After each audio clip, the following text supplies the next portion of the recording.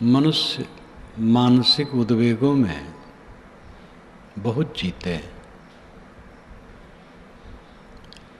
मेरा संबंध कुछ ऐसा रहता है, विविध लोग मिलने आते हैं, मन अशांत है। क्यों अशांत है? क्योंकि जिसके लिए मैंने सब कुछ किया वो मुझे धोखा दिया। जिनको मैंने पढ़ाया लिखाया, उनका विवाह किया, घर बनवा दिया, सब व्यवस्था कर दी, वे हमारे दुश्मन हो गए। अपना बच्चा पास में नहीं बैठता। ऐसी पीड़ा है संसार में कि सब मानसिक दाह में जल रहे हैं।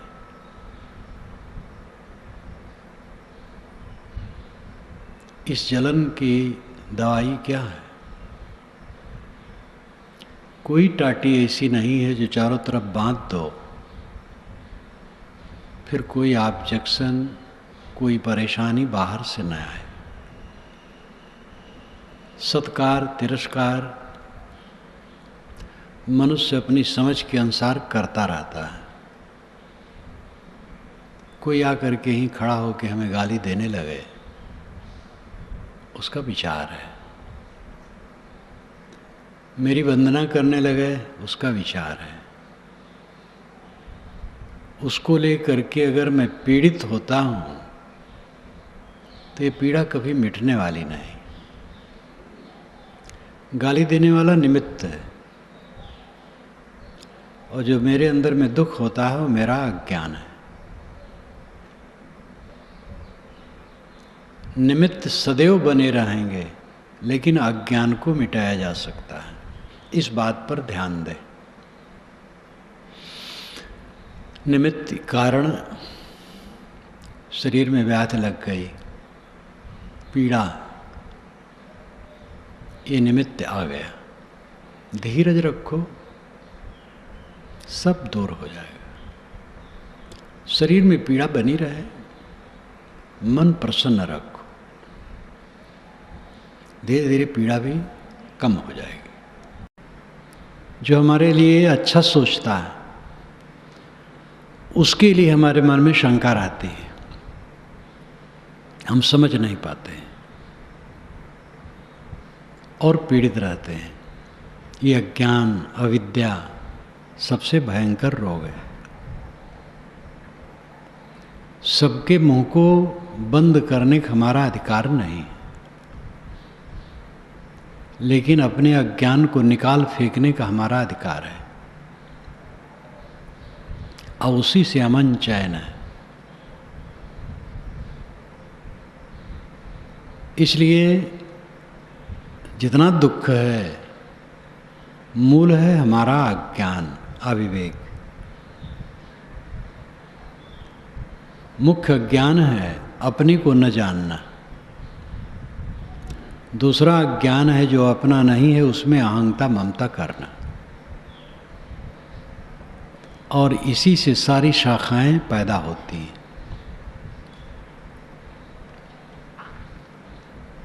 अपना स्वरूप निर्मल है, आत्मा निर्मल है। आत्मा में नस नाड़ी नहीं,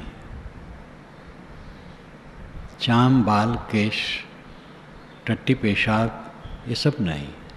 आत्मा निर्मल है, और वही मैं हूँ। शरीर हाड़ चाम का ढांचा है, कुछ दिन के लिए है, विनश जाने वाला है। इस तत्व को समझना चाहिए।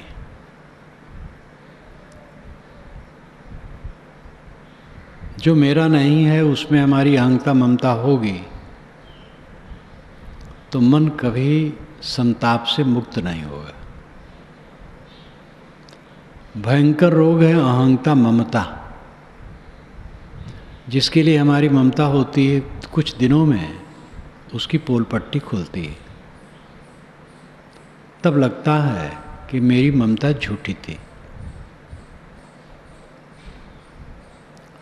सबसे बड़ी ममता शरीर में है, और शरीर अचानक जाता है, बताता भी नहीं अब जाऊंगा, इतने दिन में जाऊंगा, अचानक चला जाता है।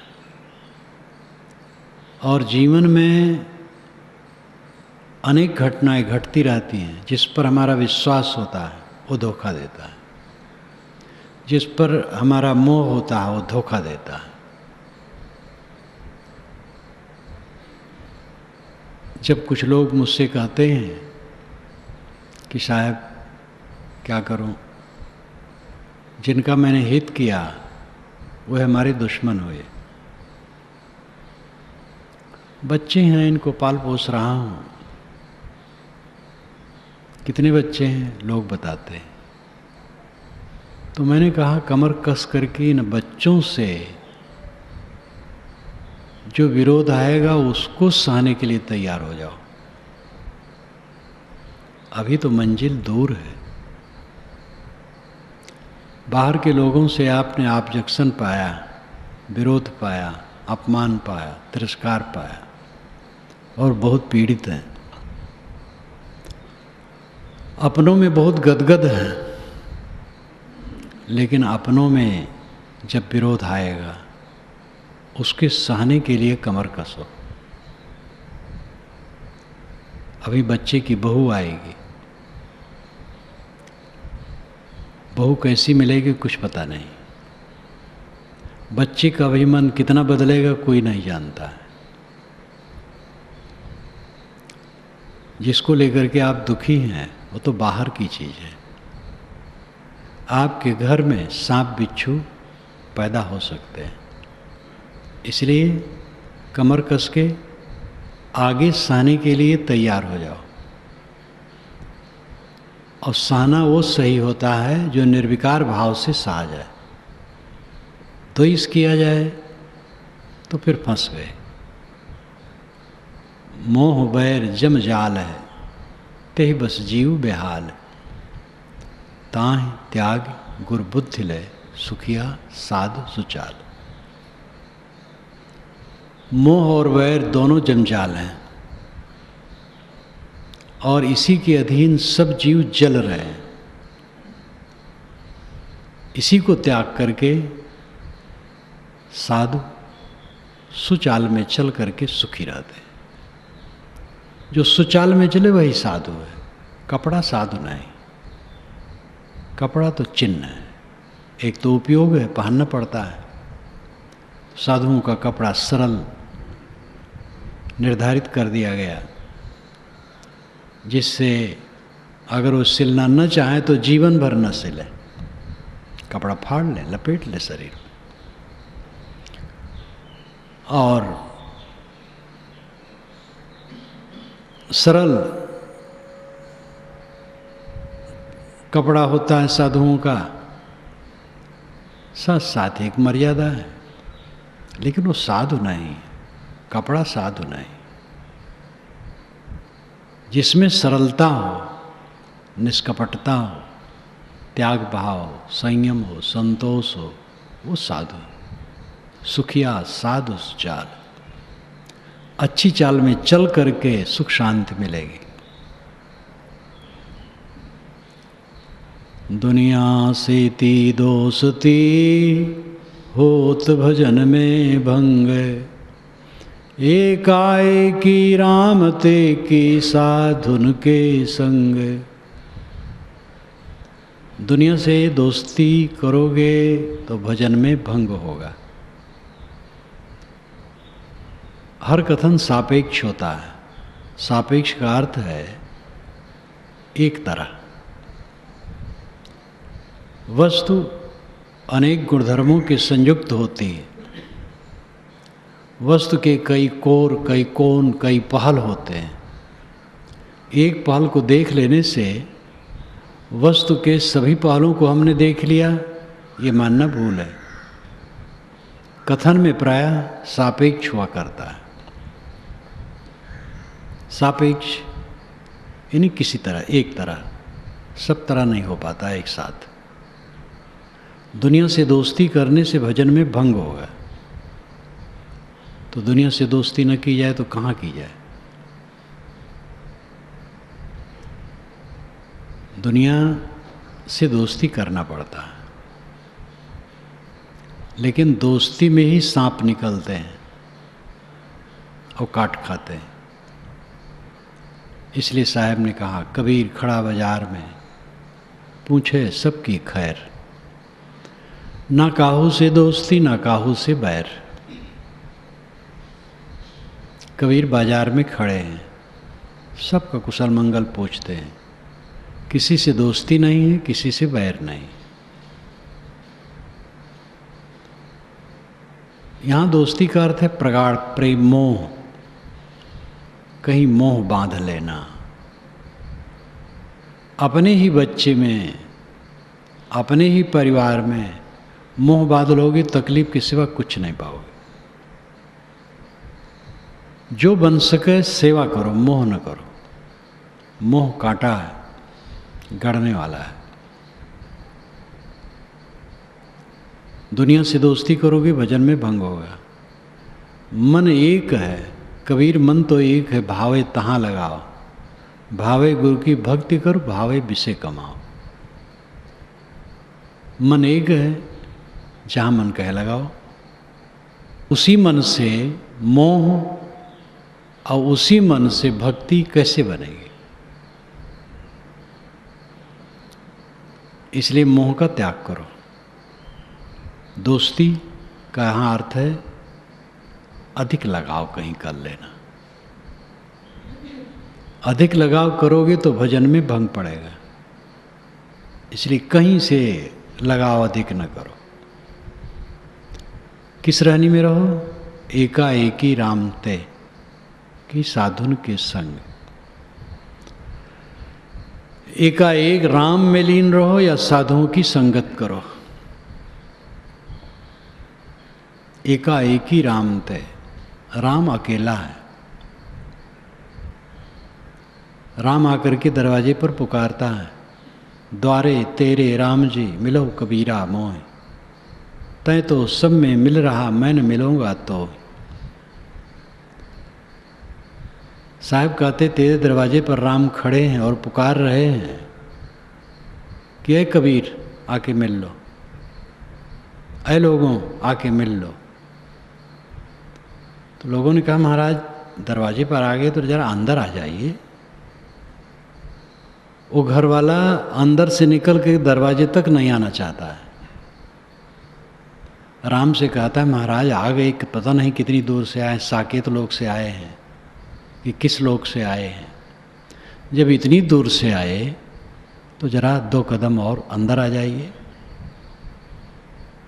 तो राम ने कहा, तय तो सब में मिल रहा, मैं न मिलूंगा तो। तू तो सब में मिला हुआ है, सब में मोह ममतम फंसा है, मैं तेरे से नहीं मिलूंगा। इतनी दूर आ गया और तू इतनी दूर नहीं आ सकता है। मैं 1000 कोस से आ गया और तू 4 गज से नहीं आ सकता है, तो मैं क्या तेरी आशा करूं? तो राम लौट गए। ये अलंकारों का कथन है। आपके दरवाजे पर राम खड़े हैं और आप आंख नहीं खोल रहे हैं। सब में मिल रहे हैं, राम को छोड़ दिए। सबसे मोह, राम से लापरवाह। ये राम आत्मा है, स्वस्वरूप ही राम है। लेकिन जब हमारा मन सब में मिला रहेगा तो राम में कैसे ठहरेगा? छूटने वाली वस्तुओं में जो मोह करता है, स्थिर वस्तु में कैसे स्थित हो सकता है? जो निश्चित को छोड़ता है और अनिश्चित को पकड़ता है, वो दोनों तरफ से जाता है। क्योंकि निश्चित को तो स्वयं छोड़ दिया और अनिश्चित छुटा छुटाया है। देह और देह संबंधी प्राणी पदार्थ ये छुटे छुटाए, और राम को हमने स्वयं छोड़ दिया। तो दोनों दिन से गए पाड़े, हलुए हुए न माड़े। न खुदा ही मिले न विशाले सनम। इसलिए स्थिर वस्तु में हमें प्रेम करना चाहिए। राम एकाएकी है, अकेला राम है, सुस्वरूप आत्म अस्तित्व ही राम है, स्वरूप ही राम है, आत्मा ही राम है। अपने मन को समेट लो, राम में डूब जाओ। यथा यथा प्रत्यगवस्थितम मन तथा तथा मुंचित वाह्य वासना निशेष मोक्षे सतिवासनानाम आत्मानुभूति प्रतिबंध शून्य। ये स्वामी शंकराचार्य का वचन है, विवेक चूड़ामणि का। यथा यथा जैसे जैसे प्रत्येक अवस्थितम मन, प्रत्येक भीतर मन अवस्थित होगा, जैसे जैसे मन सिमटता जाएगा अंदर, तथा तथा वैसे वैसे मुंचित बाह्य वासना, बाहर की वासनाएं छूटती जाएंगी। जितना मन समाहित होगा, बाहर की रस्सियां कटती जाएंगी। यथा यथा प्रत्यगवस्थितम मन, संधि में प्रत्यगवस्थितम है, विच्छेद में प्रत्यक अवस्थितम, प्रत्यक भीतर, अवस्थितम ठहर जाना। जैसे जैसे मन अंतर्मुख होगा, तथा तथा मुंचित वाह्य वासना, वैसे वैसे बाहर की वासनाएं कटती चली जाएंगी। निशेष मोक्षी सतिवासना नाम, निशेष का मतलब होता है संपूर्ण, जिसमें कुछ शेष न हो, बचा न हो। निशेष मोक्षी सतिवासना नाम, सारी वासनाओं का क्षय हो जाने पर आत्मानुभूति प्रतिबंध शून्य। आत्मा अनुभव करेगा कि मैं प्रतिबंध शून्य हो गया हूँ, मेरा कोई बंधन नहीं। मुक्ति के विषय में दूसरा प्रमाण देगा तब मैं मुक्त होऊंगा। कोई दस्तखत करेगा कि ये मुक्त है तब मैं मुक्त होऊंगा। ये अनुभव की चीज़ है, स्वसंवेद्य। और सब लोग कहें आप जीवन मुक्त हो, हमारा मन कहीं बंधा है, क्या मतलब होता है? इसलिए आत्मानुभूति प्रतिबंध शून्य, सारी वासनाएं क्षीण हो गई, मन सुबस हो गया, अंतर्मुख हो गया, तो आत्मानुभूति प्रतिबंध शून्य। आत्मा स्वयं अनुभव करता है मैं प्रतिबंध शून्य हो गया। कृतार्थ आत्मा हर समय अपने को देखता मैं सब तरफ से छुटा हूं, कोई वस्तु ऐसी नहीं है जो मुझे बांध सके। सब सड़ा गला, सबसे बड़ा निकट का माना हुआ शरीर जो एकदम दुखों से भरा, टट्टी की पोटली, अनात्मा, अनित्य, अशुद्ध, असुख, दुख से भरा हुआ। यही जब ऐसा घृणित है, ऐसा दुखदाई है, ऐसा नश्वर है, अनात्म है, तो इसे संबंध वाले पदार्थ का क्या मतलब है? वो सब समय अपने को देखता मैं चारों तरफ से छुटा हूं। शरीर जहां गिर जाए कुछ न मेरी हानि है न लाभ है। आत्मानुभूति प्रतिबंध शून्य, प्रतिबंध शून्य आत्मा की अनुभूति होती है। यथा यथा प्रत्यगवस्थितम मन तथा तथा मुंचित वाह्य वासना निशेष मोक्षे सतिवासना नाम आत्मानुभूति प्रतिबंध शून्य। राम सुस्वरूप है, जो सुस्वरूप में लीन है, फिर क्या पूछना, मंजिल को पा गया। दूसरी अवस्था में साधुन की संग, साधुन की संगत करो। जिस कपड़े में हो, जो निर्मल है, कुटिल नहीं है, अहिंसक है, किसी को भी पीड़ा नहीं देना चाहते, अपने विरोधी को भी पीड़ा नहीं देना चाहते, किसी का अपमान नहीं करते, किसी को दुख नहीं देते, और विवेक वैराग संपन्न है, अनासक्त है, आत्मसंतुष्ट है। ऐसे लक्षण का कोई भी हो, किसी कपड़े में हो, किसी आश्रम में हो, उसके पास बैठोगे तो कुछ मिलेगा। मुझे बचपन की याद है, ऐसे बूढ़े लोग मेरे मित्र होते थे। जवान मित्र मेरे बहुत कम होते थे, बूढ़े मित्र होते थे। अभी भी नाम याद है, मानिक काका, जामवंत काका। काका मैं कहता था। उनकी उम्र 70-75, मेरी उम्र 10-12 बरस, और उन्हीं के पास बैठता था।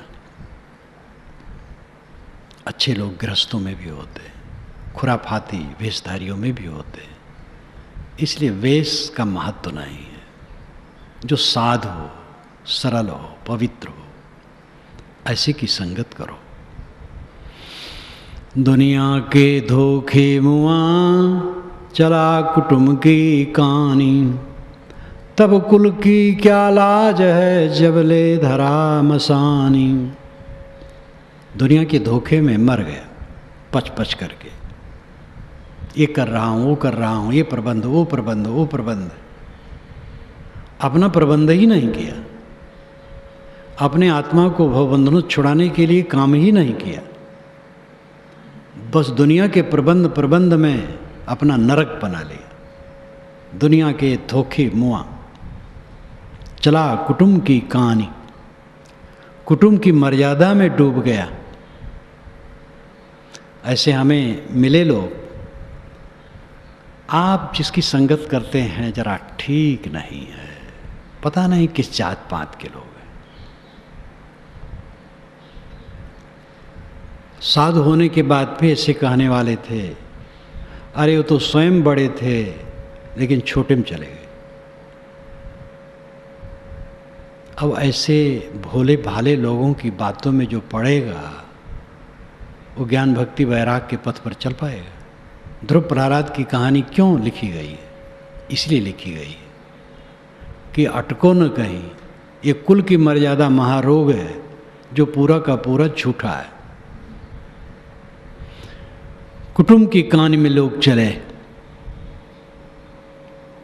साधुओं के पास बैठते हो, अरे साधुओं के पास छोटी छोटी जात वाले, उनके पास बैठते हो। बड़ी जात वालों के पास बैठना चाहिए। रावण के पास, क्योंकि वो ब्राह्मण था। रावण बेचारा बहुत दोषी नहीं है, पीछे बहुत दोषी बनाया गया है। साहब कहते हैं तब कुल की लज्जा क्या रहेगी जब तुम्हारी लाश को लोग शमशान में ले जाकर के रख देंगे।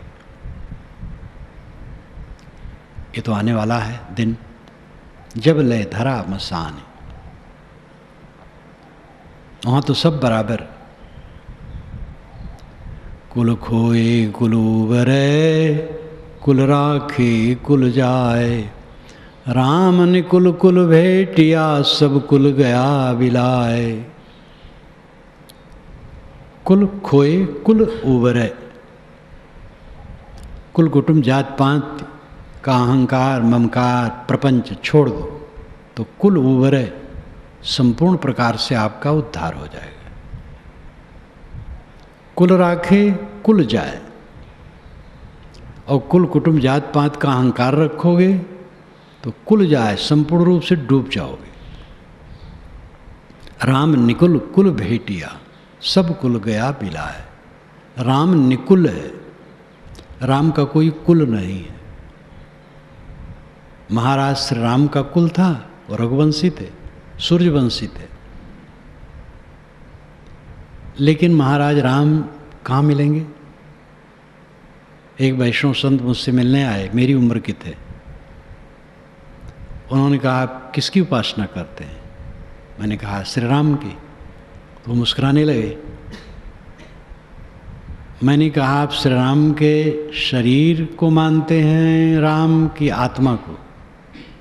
तो गंभीर हो गए कि खैर शरीर तो रहा ही नहीं, तो हम के आत्मा को मानते हैं, तो उसी को मैं भी राम मानता हूँ। तो उन्होंने कहा ऐसा हम लोगों में कोई समझाने वाला नहीं।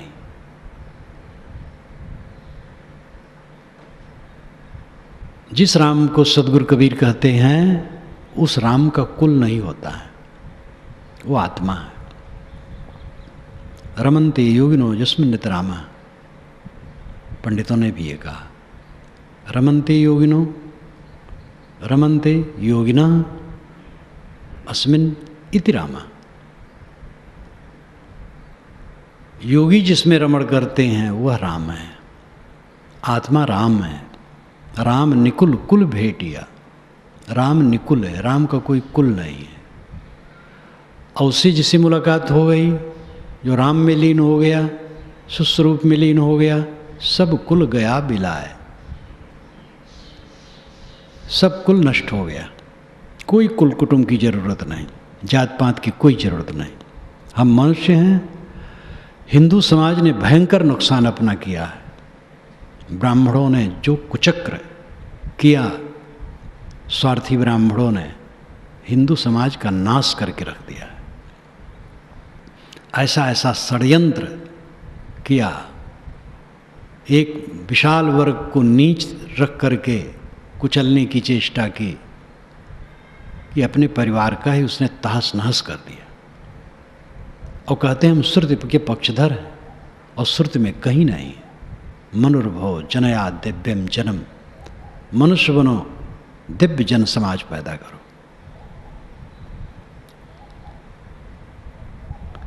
कुलकर्णी के कारणे हंसा गया बिगोए, तब कुल का कोलाज हैं चारि पाँव का होए।